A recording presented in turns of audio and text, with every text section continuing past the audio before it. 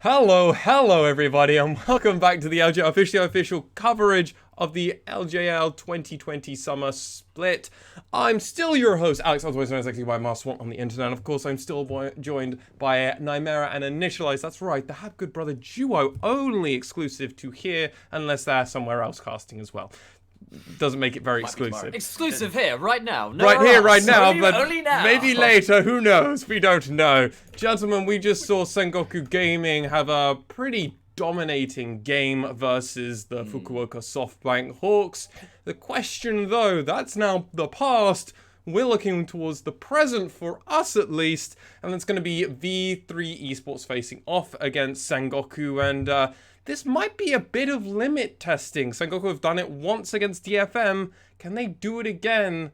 Their semi-final opponents, whom they dealt with in reasonable fashion in the spring split. So the last time we saw this matchup was V3 breaking Sengoku's 6-match win streak in the regular season. So we were denied this matchup in the playoffs. That sucked. That sucked. It would have been so so bad. much fun to see. I would have loved to see a best of 5 between these two teams. You know, Blank versus Boogie, two of our best junglers in the region. And V3 as a team, you know, we were talking last game that the Hawks were not quite as quick to the punch. V3 absolutely are. I'm very much looking forward to this game. I'm with you on that. I think it'll be a serious test for Blank. I think he's had kind of free reign, particularly over the top 2v2s and mid 2v2s.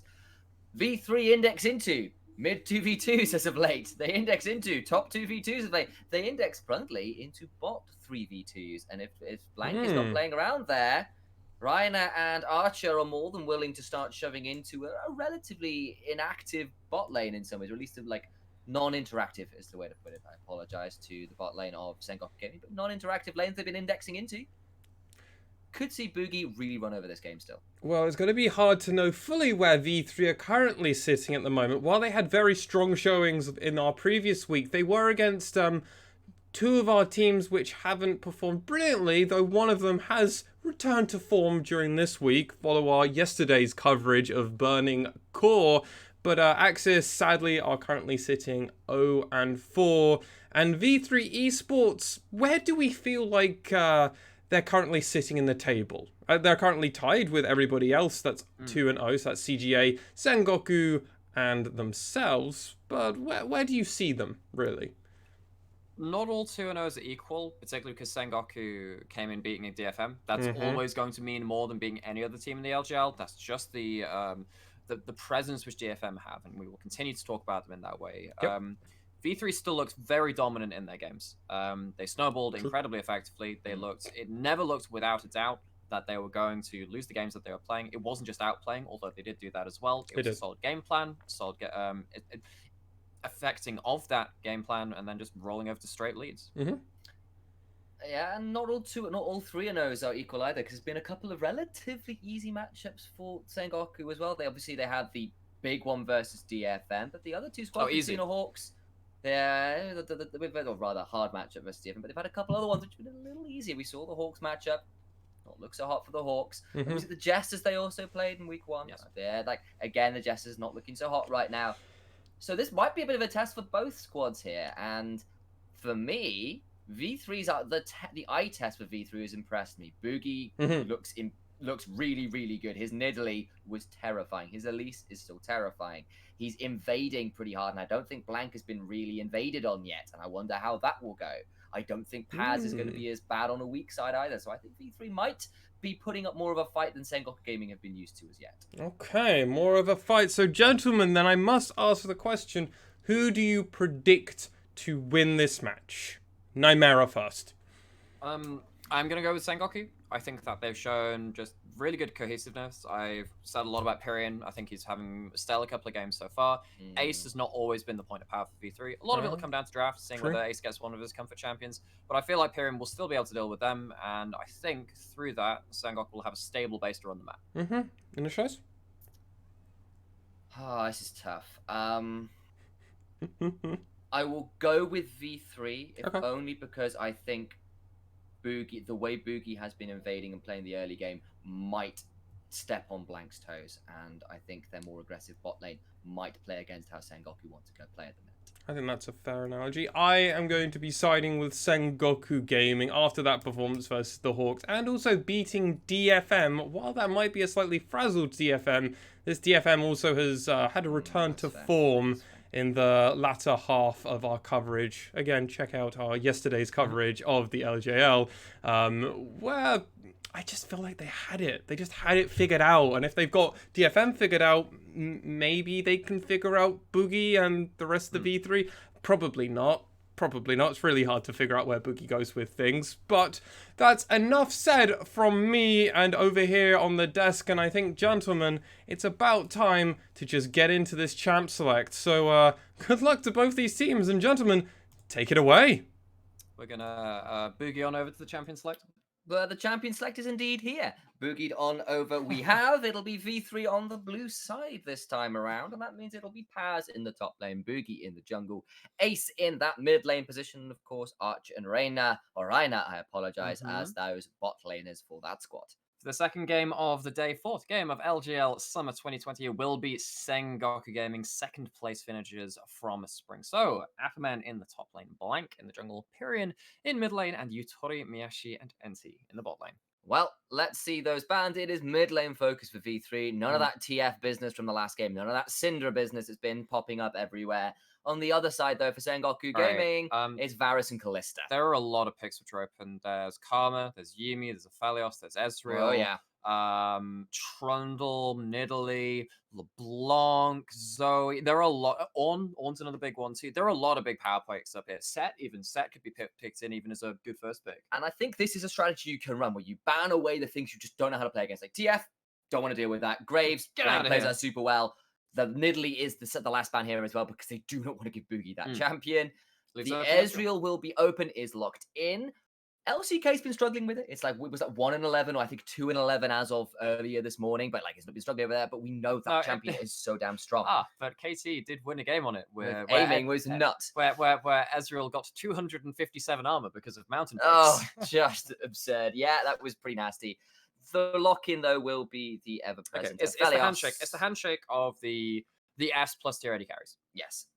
All right, see what the second pick is for Sengoku Gaming. There's junglers available, the support's available. Frankly, there's quite a lot they could go towards. I wonder whether jungle might be an option here where you can get your priority. Something like a Trundle wouldn't be awful. No, but then you give over the Yuumi. I think this would be interesting. Very dangerous from Sengoku to give over Ezreal Yuumi, particularly when you're going to go for a poke comp if you're going to lock in the Zoe as well. I am not so sure about this. I get that it's a power pick for Pyrian. I get that Ace likes to pick up that as well, but giving over Yuumi is very risky. And I would be... No, Aphelios Yuumi is a good combo. It's a fine combo. I completely agree with you. I feel that V3 might have come away with gold in this draft, especially because it will be such an easy lock-in of Yuumi here. They're running the timer down, though, but we're both in the desk expecting the Yuumi lock-in, and there it is. It has to be. There is no other option at the minute with how powerful that cat is. Yeah, there we go. Okay. Not a surprise as we were talking about. Okay, potentially Sengoku could go towards a Lulu or a Karma to give themselves that pseudo Yuumi on their own side. It gives that buff to the Aphelios. V3 could lock in Karma mid here still. They could get both. They could do. I think that Karma mid would be a very good takeaway for V3 right now. That would give them very hard comp to poke out because then Zoe, even though Pyrian's very good at it, would be nullified. Shields and heals. You could lock in something like an Echo as well and flex it between Boogie and Ace. Trundle is the priority jungler left on the table, though. I don't think that's bad. It's also very good versus Zoe. We know that Zoe, if she pushes up in the wrong position, Trundle Pillar forces out a flash. Pyrian has been good against that, but that doesn't mean it can't happen. Right. Also worth saying that Boogie is an exceptional jungler, but this is not the aggressive junglers we've kind of come to love and know from him. You know, the Nidalees, the Elises, the ones that are just hyper aggressive. We've seen V3 struggle with this a little bit in the past, but this is a kind of new breed of V3, a V3 that's evolved a little. And I think Boogie on that Trundle is something I'm looking to see V3 succeed on if they want to be truly competitive at the top of the standings. Yes, it's a different role for Boogie, and I think that's important. Again, it's a strong pick. It's a strong pick, but if you want to start challenging into playoffs, you need to have various different routes you can go towards in draft, and not just have your S tier picks banned out. The thing about blocking in a Trundle is it effectively bans out Ornn as well, because you don't want to play Ornn into that. You don't want to give us a hyper tank bang. Not that Afferman is particularly an Ornn player, but what this does mean, because he doesn't play the Ornn, means that maybe Sengoku feel like they're pressured to ban out the Ornn because it would fit well into V3's comp.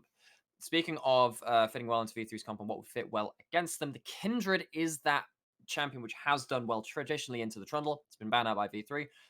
Jungle Pool can definitely Jungle be Pool, hit yeah, here, I think. yeah, exactly, With I the agree. Nidalee, the Graves, the Kindred off, that is most of the hyper carry in jungle. There's still the Echo, I suppose. We don't know whether Blank plays that. It is a little bit of a slightly off meta pick. We know it's somewhat more common in the LJL. The Jace and the LeBlanc have been Sengoku's bans.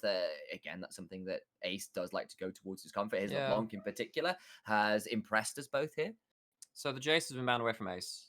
That's another thing. So LeBlanc, Yes, LeBlanc of and course we Jace are Ace's priority champions, and with the Or at least the comfort pick. yeah, the particularly comfort Jace. picks alongside the Zoe, they are, I think, they're his 3 most played. I think That's fair to that's say. how it goes. He does love to play a Rumble. He loves to play, which is pretty against Zoe in some ways. Lee Sin's been banned out. I think that was the only jungler which Blank normally has that early game efficacy on as well. We're probably left with Rek'Sai at least now. Probably. Well. Aatrox for Apman, that's fine. I mean, I've talked about how Apperman does build tankier on the Aatrox. That does work against you when you're into the Trundle. That's something which we're going to have to keep track of, seeing if he's going towards, Spirit Visage in second and third. See what that's definitely worth seeing. And at the minute, he is the front line, so that the tankiness would make sense. But they are thinking V3 hero going towards the Renekton, which is a bit more of a priority lane. Could fight against the Aatrox, but there's a couple other things they could think about. I'd really Ace's Galio is locked in. Had a great game on that the last week as well. I'd really like a Gangplank again. If Paz is a good would be Gangplank, yeah, he's a very good Gangplank. We saw what happened in the last game.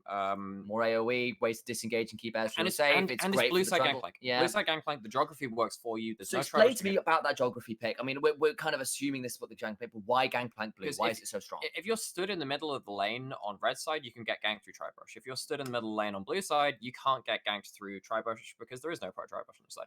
Wukong's been put in instead. I don't mind this. It's a vector for the Wukong to come into. It works well with the Yuumi. Gives you the increased attack speed with the Zoomies and the extra attack speed, not attack speed, the extra movement speed to stick to your targets. I don't mind it from V3. I just think that, I like GP right now. I think it's okay pick. I will also say that Wukong Galio is a very good combo, and it will be the Kayn lock in for Blank. I am somewhere out there. TSM speaker rolls over in his sleep. He knows that someone is out here to show him how it's really done. Okay. The game has now just turned into a game of if Blank can get to Kayn to Rust in a reasonable time, V3 are in trouble. In the shitter. Because, all right, well, that's one way to put it bluntly. Because if Rust gets onto Galio in any extended lane, gets onto Wukong in the same kind of state, and or onto Trundle, that's just free HP bags for him to heal off of. The problem is you are not a champion until you get your transform. And what that means is that you have to be wailing on people. You need to be fighting to get that transformation earlier in. And I don't think that they win the early game. I think that Wukong's good in the early lane versus Aatrox. I think that Galio can definitely work versus Zoe too. I just want to say as well, that is a great combo to back up the Wukong. You stick a Yuumi on him as he dashes forward invisibly. The final chapter, the Cyclone comes out. The hero's entrance on top of it while Ezreal throws down as much damage as he can. That sounds pretty brutal to me. It does. One move from V3, if they are decisive about it, they can run over the early objectives and get themselves some really hard leads to overcome. Mm-hmm. They also have the Ezreal Yuumi. That means that they do have scaling options. That's a big thing. And there's not, and this is another thing, right? Largely, Sengoku have themselves an AD team besides the Zoe. So if Perion's not hitting damage onto Archer, he can go for the Iceborne, go for the Death Stance third as well, alongside the Muramana. He's going to be very, very hard to kill. There is a 2-item spike kind of vibe going on from V3 here. They kind of want that Trinity Force in on the Wukong, couple bits on the Galio. Even the 1-item spike, actually. Yeah, pretty big. And the thing is, though, if Archer ends up behind, I worry about V3's damage, especially if the Wukong isn't as the items yet. But how could be danger there. But how do you set behind this bot lane when you haven't got a jungler with priority earlier. You don't have a jungler with priority and you've got a Galio to worry about. You cannot gank that once 6 has been hit by Galio. Particularly because Boogie's pathing as well. He's very good at making it down to the bot lane. And bluntly, Wukong will be affecting those fights at level 6 probably. Well, no, about the same as Aatrox. Okay, that's a bit of a moot point because Appman does affect. He had a triple kill and 2 doubles or something like that in his Aatrox game versus the Jesters. Mm-hmm. He was huge in that game. He really, really was. Right, so we've got to keep an eye on a couple things here. Blank's Kayn. When does it transform? How does the early game go out? For V3, it is about can they get that wombo together and can Archer get to the items safely? It should be no problem. We've been over why. Should be. If it isn't, for whatever reason, then V3 are in trouble. I think we're both saying here that we prefer V3's comp. Having said that, Sengoku Gaming's comp is fun, and if Kane becomes meta, I'm all for it. I think it would be hella exciting. I think that the onus is on V3 to do something early in some ways, don't get me wrong, but then they always have the fallback of that Ezreal. Ezreal can solo carry this team. There's no one that is going to be irrelevant to his damage later into the game. Anyone who's watching Crown Shot last night, just like 1v3'd basically, killed the KO, killed. And you've got the killed Yumi as well. Aphelios. And you have the Yumi as well. Yeah, exactly. So there's good options there. There really are. We're looking for some crazy TB2s from Sengoku then, I guess, if you want to shut down the Ezreal. But even then, you have to do that into the Trundle. You have to keep your Lantern available to try and disengage from Trundle Pillar. And Trundle's going to be useful earlier than the Kane is. Kane is half a champion, really, or 3/4 of a champion until he gets that transformation, at which point he becomes 1.5 times a champion. But there's something to be said about a Trundle with Yumi just being ridiculously hard to kill. Aphelios is one of the few champions that can deal with that, don't get me wrong, particularly when you've got Infernal ults across, 4 or 5 members. If you have Crescendum turrets, kind of zoning out, giving you those extra auto attack resets, giving that a lot of extra bonus damage on top of it. We know what Aphelios can do. We've seen it. The clips have been going wild. Obviously, all the pro clips of various people 1v4ing on Aphelios. There is that capability on that champion. It requires setup, don't get me wrong. But he's a bit nuts. I think it's fair to say. I just think actually also Yumi's just, in general, it's not just the Trundle. The Wukong is fantastic with Yumi. The Ezreal is fantastic with Yumi. You've got a Galio here who's going to drop on top of that as well. Like, it could be a nightmare for Sengoku Gaming if they start fighting without too much forethought, I think is the way to put it. Because if they do get to 3 items on their champions, Zoe, Aphelios, a Kane who transforms, that is a hell of a lot of damage. Yeah, one of the other things which Sengoku have going for them is, of course, Zoe beats out Galio. That is a winning lane matchup. Gone for the spellbook, not gone for the area, so slightly less trading potential from the Zoe. Of course, Galio can also take spellbook, though. You can get yourself cleanse. That helps in that laning phase, allows you to take the teleport as your base summoner, and then kind of have some combat effectiveness on top of that. Well, that is what we will have to find out as we're on to the Rift, and Blank is penguin dabbing and spamming that spear dance. Entertaining stuff there from the jungle of Sengoku Gaming. Looking to take a more carry role here, especially considering things have been banned out and around. Eyes are on the Kane. Eyes are on Archer. Eyes are on my face. Eyes are on your face. I'm glad that they're on your face. That'd be weird if they weren't there. Yeah, I mean, I'm sure there are people who have eyes not on their face. Maybe they keep them in a jar somewhere. Jar full of eyes. That is horrifying. And thank you for putting this stream possibly off Twitch, actually. That is so not safe for work. Tango Dad, once again from Blank. One of the things about Kane is that you can start on Raptors, you can start on Wolves. That's that is a hefty vote for Sengoku. Worth noting, Kane has had a couple of buffs, which is he really has the Q. Yeah, the Q onto minions, not onto monsters. So the Reaping Slash has bonus damage against jungle monsters. It doesn't have that against minions. Now it does, or at least I think they've increased the percentage of that. Statsbot knows. Well, Kane has not been a champion which has been highly prioritized, not across the world. I think that's probably why the AO is a bit freaked out. Oh, early play onto Reina. Oh, that's pretty huge. Sengoku Gaming playing that bot side for the first blood coming in. That was clutch play from Enti. It does turn around to a 1-for-1 though, and I believe that will be a kill onto Archer though. So it is the support who picks up first blood, not Yuta Romeashi, and it is traded back with the Ezreal getting the kill back. So probably relatively even, actually, and with summoners burnt across the board. I don't know who that favors, actually. I think it favors the Ezreal, because Ezreal is the way I put it, he has time-dependent items, where the earlier you get items into a game, literally the more stats they give you earlier into the game, right? Because you've got the stacking tier, which is a very important item in that, Muramana. The earlier you get the Muramana transformation, the more powerful you will be for pretty much the rest of the game, right? It allows you to leverage your advantage earlier into that game. So having that early gold gets you to the tier earlier, allows you to stack that earlier, gives you a smoother laning phase as well. It's all good stuff. Perion might get ganked by Boogie here, but has a good trade onto Ace. Here we go again. Here are we going to see the talk about. That's a great pillar, forces the flash. Boogie and Ace once again teaming up really well. And this time, Perion isn't playing with kind of attention to the gank potential. One of the things which I praise Perion Zoe for against DFM and that Zerath, which they picked and, destroyed Ace on Zoe back in their semi-final matchup in spring. Pyrion didn't lose his flash early on the Zoe. He was trading well, but he was staying safe. This time, there's no summoner burn from flash. It wasn't a taunt. It wasn't a flash taunt. So flash, not a flash. That's a dash away Teleport's from coming Reina. in, blanks around. Pyrion's actually also teleported down, and Sengoku Gaming get absolutely nothing for another pillar. And remember, no flash. Flash taunt comes in, though, and that's a lot of damage onto the Zoe, and she goes down. It will be traded back. Aphelios gets that return onto the Galio, but this Zoe is now in a bit of bother. Fireworks going across the board. Sorry, NC rather, not Reina. Going forward for the Flay onto Archer, who Arcane shifts away, but it is not enough.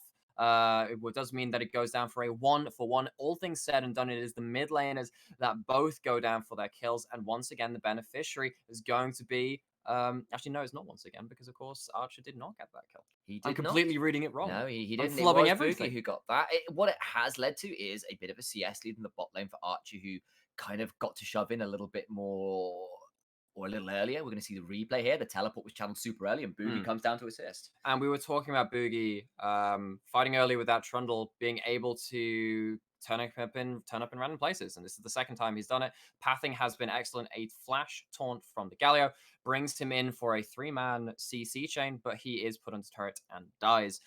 Blank maybe pathed a bit inefficiently there. He tried to get away from the fight, go back up towards Gromp, but that did mean that he was a couple of seconds late to that fight. Potentially might have saved something. I'm pretty sure it wouldn't have.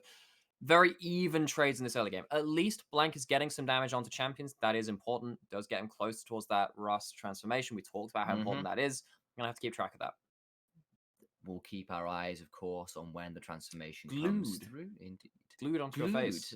No, my eyes. Googly eyes. I've got googly eyes on my face. Okay, Blank has invaded and taken away Gromp and Wolf. He's going to try and find his way out. And that's not bad, actually. He does manage to get his way out. I was wondering if there was going to... that's the Sona remote. Gets the rock on, indeed. Sweetheart Sona, rock on. And not even Pentakill Sona, though. Yeah, that's the kind of thing with Kane, is he can invade and get out pretty easy. He's got a lot of mobility spells. Oh, that's Ignite a can decent Archer. amount of damage, but Yuto may actually take him very, very low. Archer does also go low, but remember that's a Yumi, or rather, not a Yumi, that's an Ezreal. But there is the Zoomies, rather, to keep the Ezreal topped up. And Yuto actually has to burn Flash, is now out of the lane, recalling, and it's a 10 CS lead still in this bot side. So, one thing which we haven't touched on, Ezreal has Ignite. The defensive, he does. The defensive summoners are on Rhino, on the Yumi. I kind of like that, actually. I do, because what that means is that you get the bonus on your healing items from your heals and shields from stuff like Ardent. That's a dash forward from Pyrion. That's another great pillar. The taunt is there, and Pyrion is about to go down again, and the mid lane is falling apart. Blank's in the bot side. Reina is pretty low, no mana, but Archer steps forward and says, yeah, Blank, I'm still the same level as you, and you're half a champion. Get out of here. Yeah, and this is the thing, right? Ever since the change to Yumi, where you know that, well, you can't follow the TP on your attached target anymore, you can take more combat summons. You index into that 2v2. Having a higher level champion using the Ignite means the damage is higher. It comes through, and it gives so much kill pressure. Archer still hasn't back, by the way. He's just got a Doran's space. He's going to get his first back now. I think he's going to pick up, like, most of an item. Paz is trading upside with Apperman, though. Here comes the hero's entrance. It's a flash out from the top laner of Sengoku Gaming. He's up 10 CS. He's got a Bramble Vest. That's somewhat expected with Wukong early.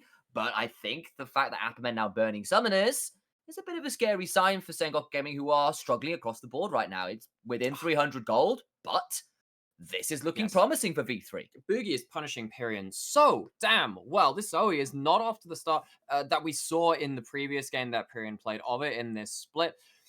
Sengoku, I will reiterate, do not want to be fighting right now. They are being drawn into the pace of the game, which V3 are expertly setting up, but it is still Sengoku still committing to these plays. Of course, it is Pyrion who's getting caught out in the mid lane. That is kind of a separate thing of that. Of course, he's not choosing to do that, but the communication, the awareness, and the tracking of V3's jungler and Boogie has not been on point just so far from Sengoku. And behold, my statements from before the game come to pass. The mid 2v2 from Boogie and Ace. The bot lane aggression. It's here for V3, and I call that out as potential win conditions. Thus far, it's playing pretty well. Level 6 has been hit for Archer, not for Reina yet, though, and that was starting to scare Yutomayashi away from stepping up to that wave. Exactly. And Archer was our rookie of the split last split, up against one of the older ADCs in our region, Yutori he has been around since the very beginning. He's been one of our best AD carries, and he was our AD carry of the last split. Unfortunately, had a bit of a poor final showing performance, but that didn't detract from the fact that he did have very good split.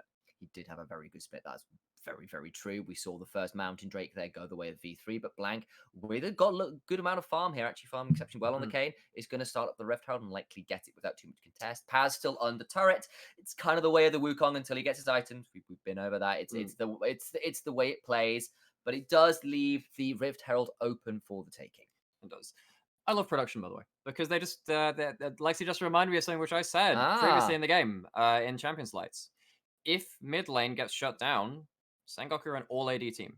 An all AD team versus an armor stacking Ezreal Yuumi. Boogie's going to bot lane. He's just annoying. And nothing's going to come of it. It will be Sengoku zoned off of this bot lane turret. At least Pyrion is going to get a turret plate, talking of shutting down that mid lane. Still picking up gold, still picking up farm. He has died the 2 times, but won't be in that stratospheric state of power which you expect from some winning matchups from this mid laner. And he gets free time in the mid lane, gets to play, and that was basically Ace roaming down and threatening the hero's entrance. It gives the bot lane, which V3 are indexing so heavily into, more room to grow. So kind of doubling down on the point which I was making, you're now not just going to have an armor stacking, Iceborne, Death Stance, Ezreal against mostly AD team. It's that, but also the Ezreal who is ahead, has turret plates, has kills, but it's going to be the mid lane 2v2 when the next fire happens, maybe. Blank is there? Okay, No, ships passing in the night. No, Blank. Well, not so much ships passing in the night, so much as the stealth operation. The submarine. Agent 612 sneaks into the jungle and finds his way back out again. He has got that ability. And still trading pretty hard here onto Paz. Bramble Vest first. Yep. Bramble Vest first does work, and just range poke versus this Wukong. But this Wukong gets to back. He's going to probably lose a little bit of pressure on this lane, but he's kind of fine with where this at. No. He went for the early execution. He's going to come back with the Tiamat, which will allow him a bit more wave clear. He's okay with this game stalling a little bit till he can get towards that Trinity Force. So I like the Bramble Vest apart from the Trundle, right? Because Trundle, he does have a lot of healing, don't get me wrong as well. And Wukong has, some incidental healing from the Conqueror too, but it works versus both the Ezreal and the Yuumi. But it gives you more armor to be stolen by the Trundle, more armor to be stolen away. So it's a bit of a, I guess I'll have to kind of buy. That's the emotion you've got going through there. We know that Afman border versus Ebby as well in that matchup. It's the same matchup, in fact, it was the Aatrox versus the Wukong, which he similarly crushed that matchup. He's 30 CS. He's currently 30 CS up. He was 40 CS up against Ebby at points in that game versus DFM too. So kind of par for the course for Afman so far from what we've seen from this matchup.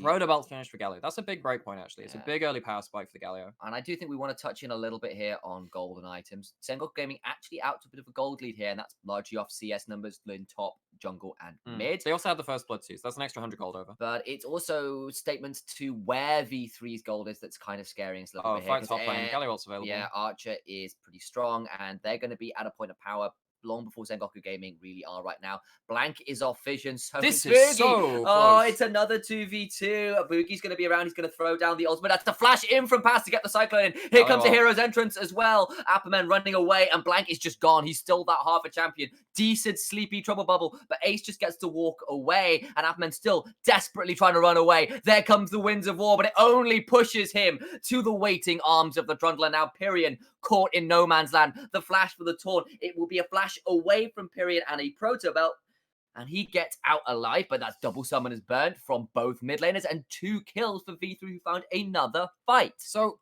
clean as all heck from V3. Don't get me wrong. Boogie managing to survive very long into that fight, pops the ult onto the Aatrox there, and we can see the early power from the Wukong and from the Trundle.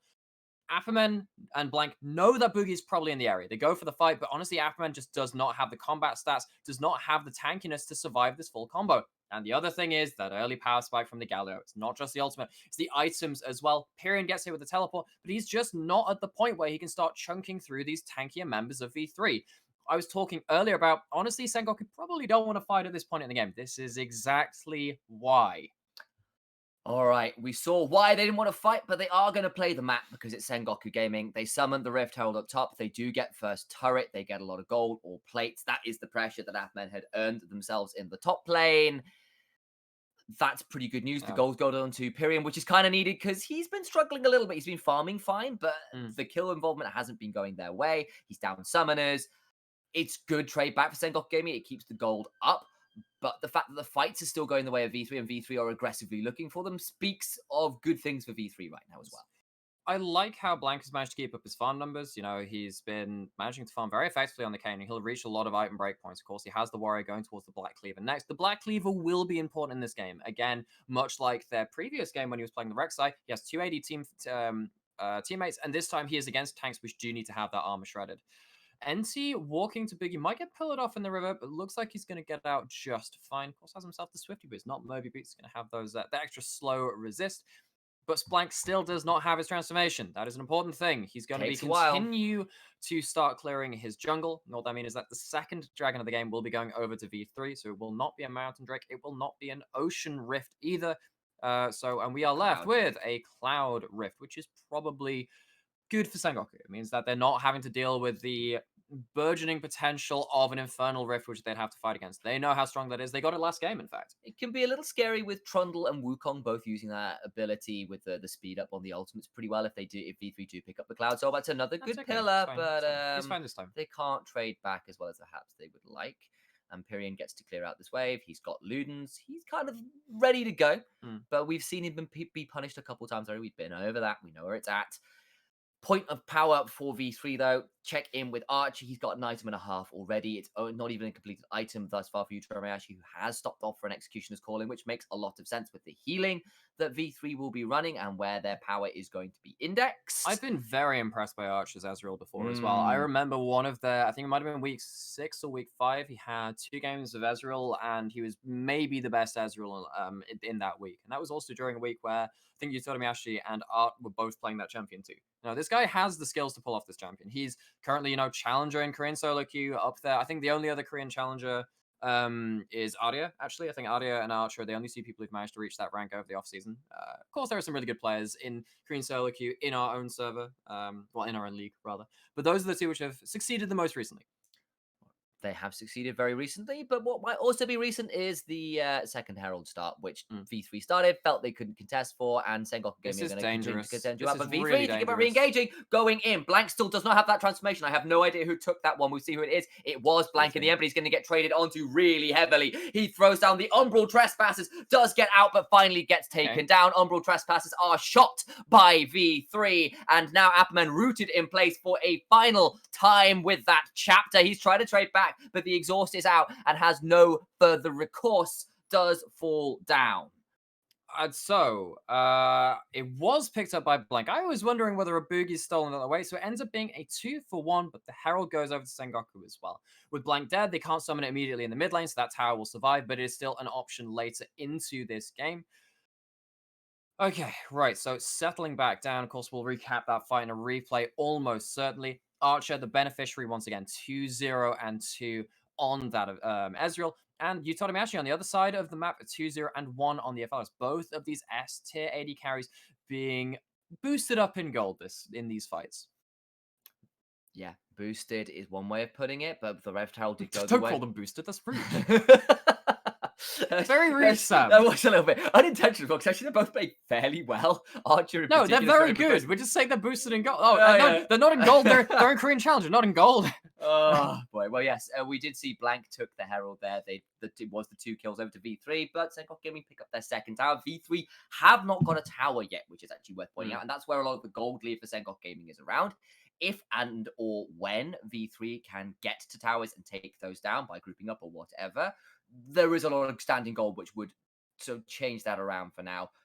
2 items in for Ezreal. That's a big deal. Just checking in on that. We've got an item and a half in for Galio, including a stopwatch. The Spectre's Cowl and jungle item complete for Trundle. No Trinity Force as yet for Wukong, but not miles away. And we have got first items in for jungle, mid, and AD carry over on the side of Sengoku Gaming. So people are starting to get ready to fight. Apparently Boogie was Korean Challenger. I missed that. He was Challenger, dropped back down to the Grandmaster, but he was up there too. Not to besmirch the good name of V3's jungler. He's relatively talented. I don't know if you'd heard. No, we haven't been. Also, I'd like to announce that the game has ended. Oh no, The game's ended. The game's over. why is it over? There are 2 items on Ezreal and Athene's on Yumi. That's it. I missed that's the it. Athene's on Yumi, but I had called the 2 items out. It's not the transformation yet to Muramasa. But you hadn't said the game's over. No, yeah. The game's over. That's it. GG. I genuinely don't think V3 can fight at this point. You don't have a transformation on Kane, even at level 11 right now, as far as I'm aware. Yeah, he's still not at Rust right now. Even with that tier 2 ult and good farm numbers, he's going to find it really, really hard to fight in this game unless he can get some massive drain tank off of Boogie, Ace, and Paz.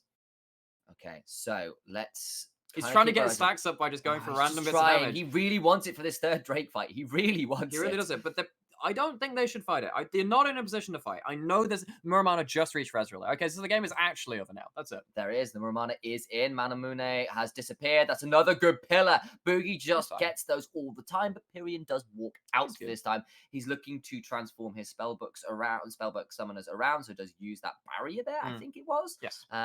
Gonna summon the Rift Herald in mid So to get pressure for this Cloud Drake coming up. But Archer just deletes it before he gets to charge. He's distracted it. Yeah, he takes aggro. Takes the aggro. Hits the eye twice, but goes down. Not well protected by Sengoku, but they were, like I said, you don't really want to fight at this point. So this is a dangerous contest. They might look for an opportunity here, maybe get a steal. Paz is roaming up, but the whole of Sengoku Gaming is here. The teleport's coming in. That's a big location. The pillar's pretty good. Blank isn't going to be able to get in. That is just the Dragon secure. Paz now in a bit of difficulty. Gets to the blast can and does get out. Yumi is huge there on the other side, and Enti has to go golden. The hero's entrance is burned. There's a Cyclone, and Paz slays Enti. Apperman also knocked up. Archer desperately trying to forward onto Itoihashi, who turns it around, and now Paz trying to get away. That's a double for the Aphelios, and Sengoku Gaming are turning it around. Analysts be damned, they find the fight. Wait, the game's not over. Game's not over. Aphelios comes in and shows us there are still 200 years yet to be played within this game of League of Legends. Gets 2 kills pretty much off his own damn back. You're talking actually pulling out the Aphelios, looking damn good on that.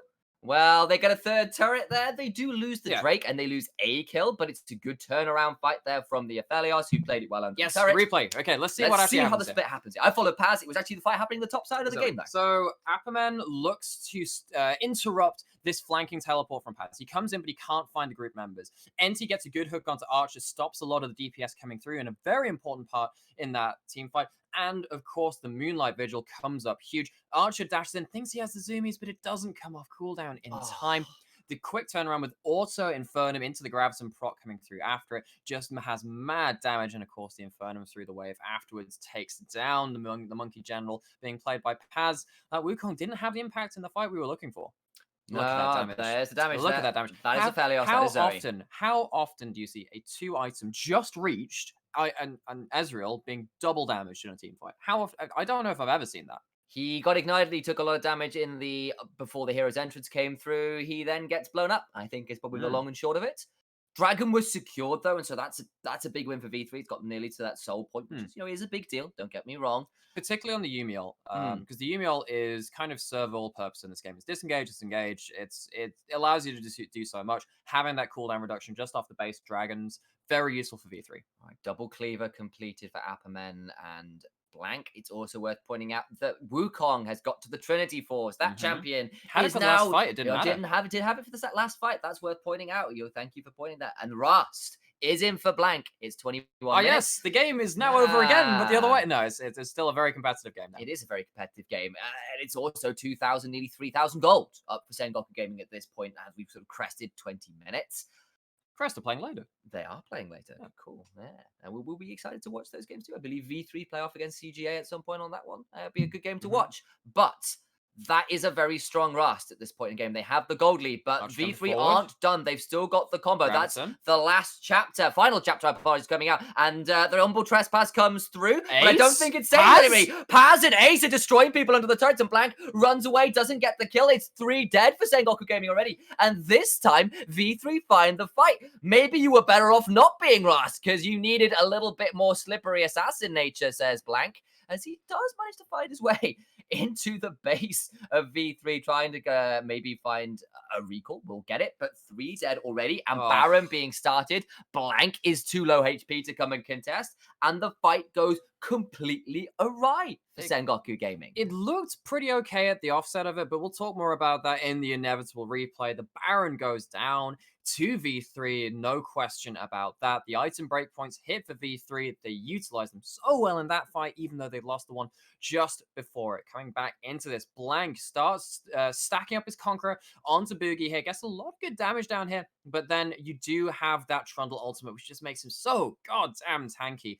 And the big story here is this huge flash torn onto Yutori Miyashi. He doesn't have flash himself, doesn't have a cleanse, doesn't have a hope in hell. Snowball's hope, chance in hell, some might say. And that leaves all the hard work done by Blank in the front line of this fight. It means naught.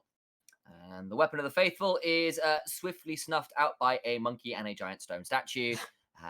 Don't recommend finding those two diving on top of you, but I think this is going to be an issue for Sengoku Gaming stepping forward, because Wukong and Galio are going to do that to Yutori Miyashi time and time again, and he still doesn't have a flash. You know, what's even more, the stone statue thing? When Wukong's death animation turns into a stone statue. Yeah. That's it. We found the OP duo. This is it. The Stone Statue Bros. Stone Statue Bros continue to looking forward. And remember, V3 still don't have a turret. They have got Baron now, and there is just all the standing gold you could possibly ask for. That's first turret of the game collected for V3 at 24 minutes into the game.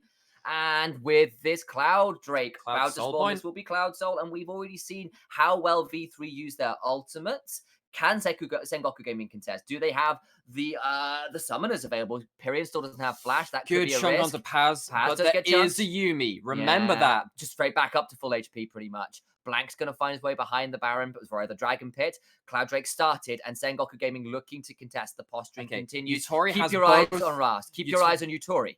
Yutori has both summoners this time. You got to keep an eye on that. All right, Blank's into the pit. Who's going to get this dragon? It will be a smite fight. No, Blank is being chased away. It's no longer a contest. The Inferno comes out. It doesn't matter. Cloud Soul secured, and Sengoku Gaming looking to retreat. Blank taken massively low, actually. Archer's chasing. He's got zoomies. Can he find it? No.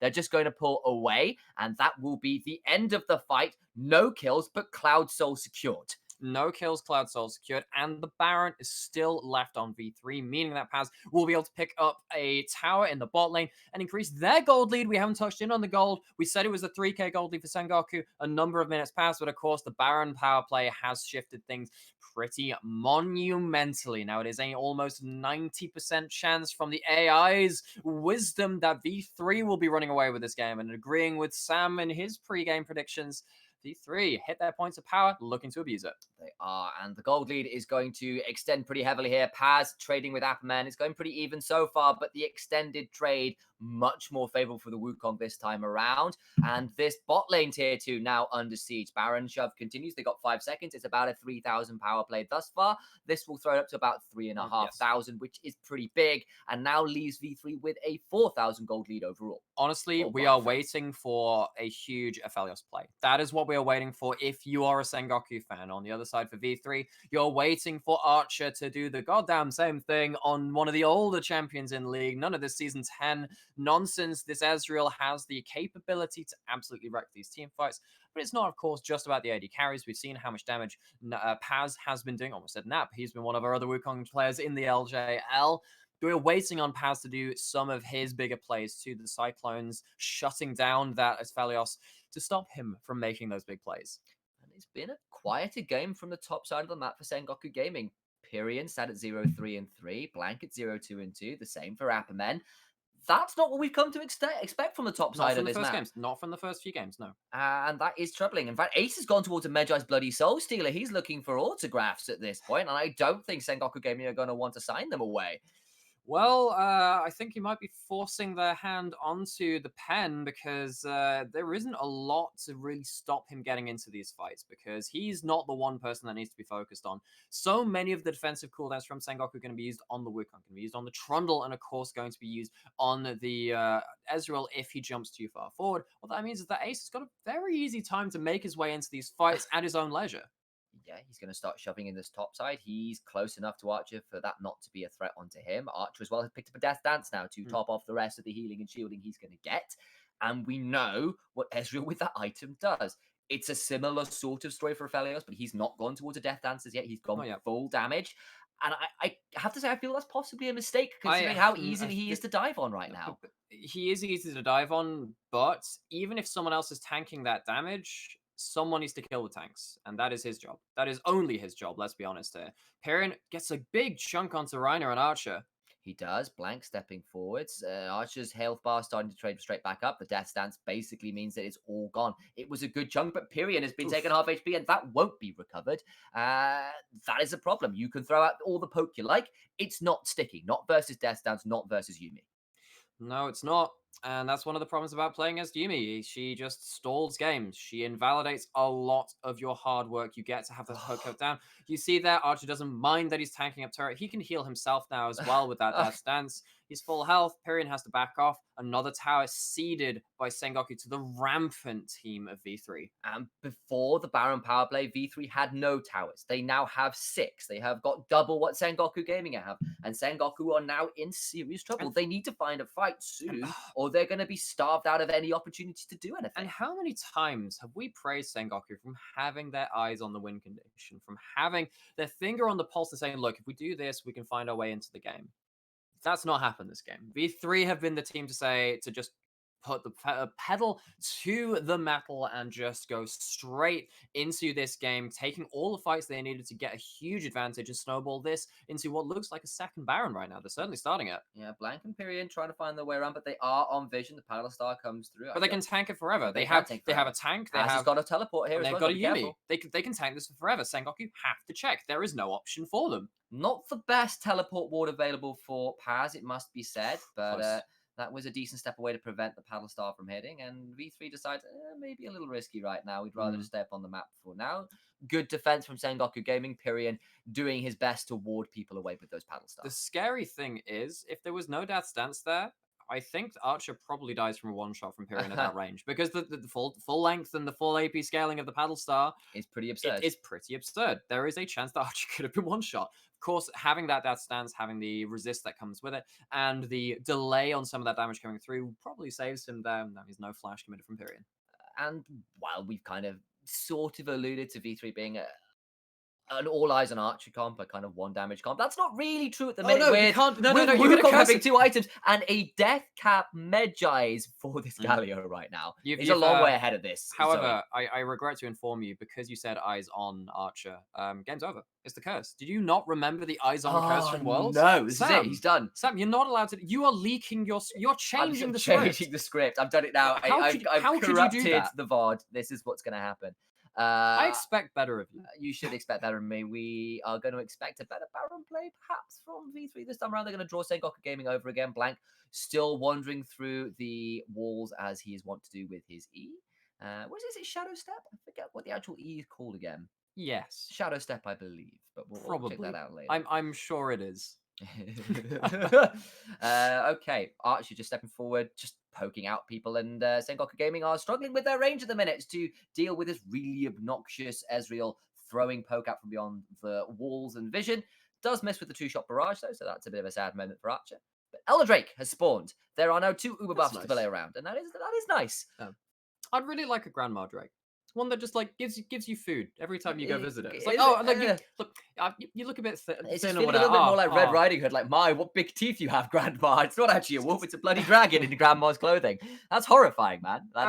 This is what happens when Disney gets a hold of folk stories. They kind of remove. We'll see what happens when V3 get their hands on Sengoku. They're looking for a fight. They are looking for a fight. Enough of the memeing. NT is taken pretty damn low. That's Golden from Ace, who does survive the missed Paddle Star as a result.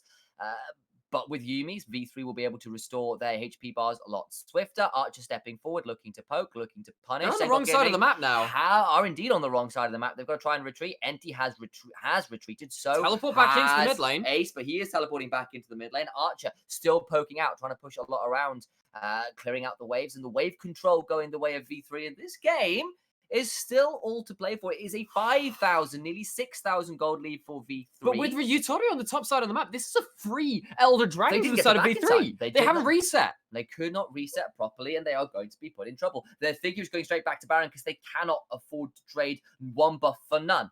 But with Paz and Ace around, you don't want to give up Elder. don't want to give up Elder. Archer's just going to stick around and do what they can. This is a big bash bro squad of V3. They can probably just interrupt for a little bit. Remember, Ace does a fair amount of damage. Paz does a fair amount of damage, but there is a jungler here. Entity trying to get the flay, doesn't manage to get it. Blank taken to about half HP. Still has Umbral Trespass. Ace looking to get in. Here comes the smite fight. The True Shot Barrage comes across. Chunks out Pyrian for big damage. Boogie still at full HP. This Yuumi is doing so much work. The final chapter forces flashes. Paz is in the backline. The Cyclone, the Winds of War. Who needs Volibear when these storms are doing far too much work? The Elder Dragon is here and the Executor in. NT stands around and they know it's done. It's a full ace in a 4 versus 5. And there is no eye to that storm. Slammed against the wall and then the floor repeatedly. V3 brawl this game into a win against the undefeated Sengoku, improving their undefeated record and moving up to 3-0 in their first 3 games. Paz, Boogie, Ace with the Yuumi on top. Destroy that last team fight. You can see it in the numbers. V3 will move to 3-0. Sengoku will move to 3-1. This one is theirs. And there is so much to be said about this game. So much so that we're going to have to go and collect our thoughts about it. We'll take a minute to ourselves. Hope you'll be around at the end of it. Stick around.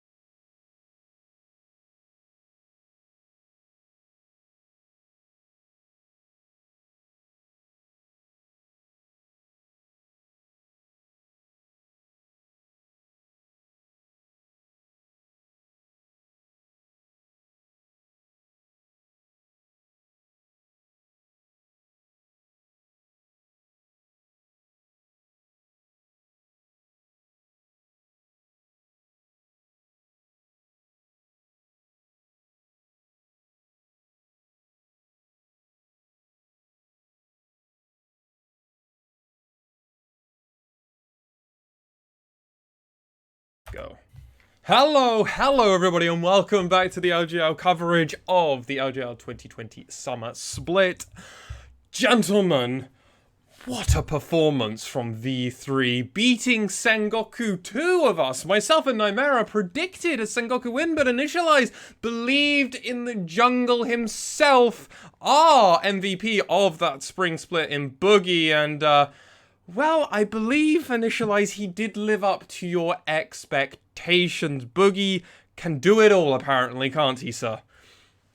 He can, and I asked whether V3 could play with the Trundle. We know it's a strong pick. Yeah. V3 have often relied on Boogie to be aggressive, to be damage dealing, to carry, and they played with the Trundle really well, and he was still aggressive. He was still making things work.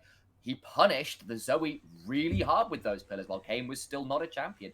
Really good credit to V3 and the way they were playing with it. Worth noting, the last time we saw this Trundle was versus DFM in their crushing loss to them in the semi-finals. So to see them come out with this take down a rampant Sengoku, this shows a lot of evolution from V3. Very exciting for this team. Yeah, and let's actually really hammer down on that point. Why do we think V3 have been able to, like, kind of adapt and play more than just one or two playstyles that they really kind of perfected over the spring split? This is a new kind of controlled style of play from V3. Reliance less on Boogie to be that hyper-aggressive echo carry that we are so fond of him in playing, and now relying on Archer a lot. Paz as well, far more in a lot of team fights as well. It's really impressive. And Reiner just... Anyway, yeah. I'm sorry, I'm gushing here. Please, take it away. There is a lot to gush about. Exactly. And as much as we're saying, Boogie is not the damage dealer, he's not the carry, he was still all the important early game fights.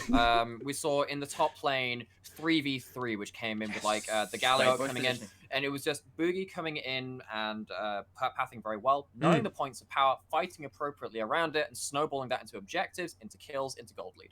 And if I can add on to that as well, what else is looking better for V3? Ace. Ace and Boogie, particularly, the way they are combining looks really good. Is Ace's laning the best thing ever? No. But his synergy with Boogie is A tier right now. They are combining super well on the ganks. He's roaming around on the Galio super well. And that is scary, is that, Ace is finding ways to synergize with the team and enable his team really, really well. I think...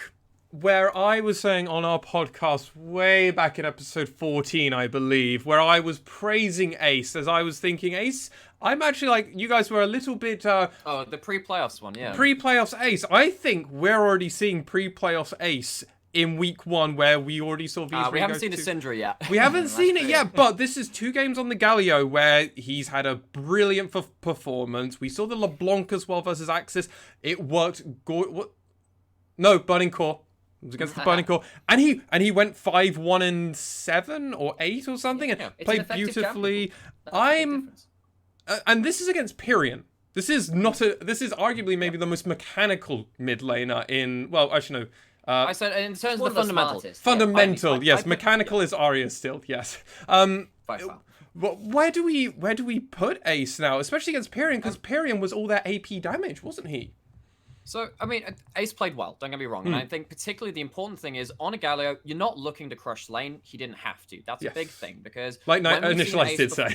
Yeah, sure. And, he's been... And as much as he's been responding to Boogie's plays around the map, Boogie has also been responding to Ace. And that's a really big thing. We saw with the Galio into Corki against Axis, right? It was the mid lane 2v2. It's not just Ace... 1v1. It's not just the mid lane 1v1. We saw that as soon as Ace was in a losing trade position, and, that baits in the Zoe, the Pillar's there to punish. Burns a flash, gets kills, and it sets Ace up really well to start snowballing this game.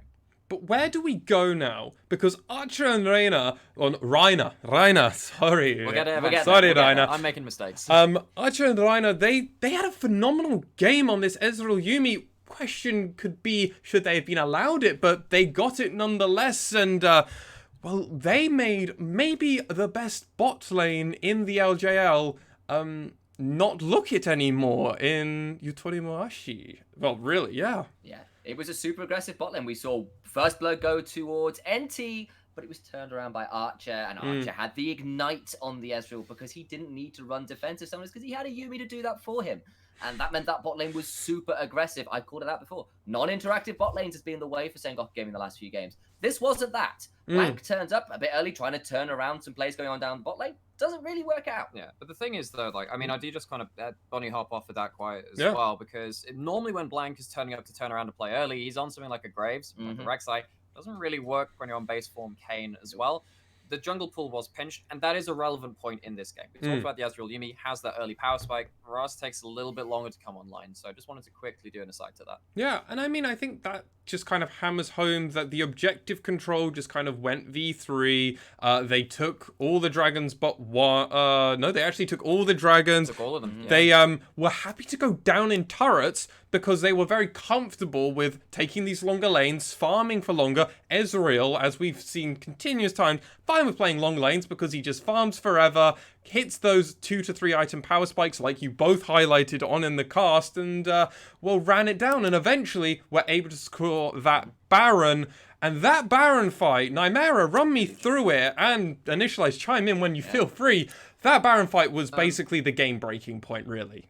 Effectively, it got to a point where you can't deal with Trundle running at you, even as the 5-man stack of Sengoku. It was a 4v5/3v5 from V3 at the Baron pit, It was, yeah. while you had someone soloing out the Elder Dragon on the bottom side of the map. So you're losing one big objective. I even was if meaning the fight goes your the way. prior Baron. The I first thought Baron you where they said got game 6 one. turrets. Where they got the Oh, 6 yeah. turrets, which basically opened up the map. They actually got the 5k gold lead through that. Gotcha. So yeah, as we I'll take on from that then. So there is something to say that actually Sengoku Gaming had a gold lead. They did. Like, 3k. Quite a large portion of their game. The problem is where that gold was. It was on champions that were down summoners, weren't finding as much damage as they would like that. You know, the Aatrox and the Zoe in a weird space, even with the gold and CS they had. And we had item breakpoints for all the important people in V3. That's the big one. And not just item breakpoints, champion breakpoints. The cane wasn't there. And that's a big deal as well. So the gold was there, but the actual effective power was not. And the relative power is what was important in the game. And there was just a lot of standing gold. So the moment the Baron went over to V3, they take 6 turrets, all of those outer turrets, and suddenly the gold is there and the items, and Sengoku Gaming are in a difficult spot. Yeah, and then Nymera. Now that final Baron where they're able to do like a 4-3v4 miscommunication, my bad. My apologies. I was like, well, first Baron they got 6 turrets, that's pretty good, right? And you're just like, they won the game. I'm like, I mean, I guess they did, yeah. And V3 have been a team which have managed to, much like in this game, leverage their advantages better than most of our LJL teams. Maybe better than all of them in the lead. I think maybe CGA are the team which potentially are contesting with them for that. We get to see that later as well. That is going to be one barnstormer of a match. But V3, particularly in this end of game fight where we had the Baron and the Elder Dragon start up at the same time, they showed that they knew that they could survive in a 4v5, 3v5 up on the top side of the map, still take a major objective on the bot side, and probably win the top side as well, because Sengoku were not finishing the Baron very quickly. They didn't have % health damage, and of course that they were taking damage from that Baron as well. Ken got down ridiculously low, couldn't sustain through anything, didn't have any targets to hit, and V3 just out-fought Sengoku. And how often have we said that? Never. Feels like. It feels like it. It's not often you say that. It's not often you say that about any team but for Sengoku. But maybe this is a sign for things to come. We'll find out, though, in our next game, where we're going to be seeing Crest Gaming Act facing off against V3 Esports. We're going to go on a short break, but we'll be bringing you that action very, very soon. Don't go anywhere.